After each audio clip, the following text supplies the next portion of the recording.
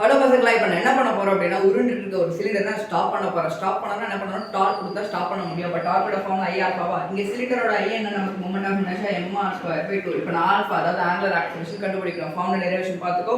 இங்க ஒமேகா என்னன்னா நமக்கு 2π ஃப்ரீக்வென்சி இல்லைங்களா. அப்போ இங்க ஸ்கொயர் பண்ணீங்கன்னா 4π ஃப்ரீக்வென்சி ஸ்கொயர். ஃப்ரீக்வென்சி நமக்கு 3 rpm பர் மினிட். அப்போ என்ன எழுதணும், நான் 3/60 the whole square divided by 2 into theta. theta னா நமக்கு ஆங்கிள் தானே. எவ்வளவு ஆங்கிள் கால்குலேட் 2π ரெவல்யூஷன். ஒரு ரெவல்யூஷனுக்கு நமக்கு 2π. அப்ப 2π into 2π னா 4π ஸ்கொயர் ஆயிடுமா. அப்ப இங்க கேன்சல் பண்ணிட்டேன்னு சொன்னா அப்ப இங்க என்ன நமக்கு 1/20 ஸ்கொயர் பண்ண 1/400.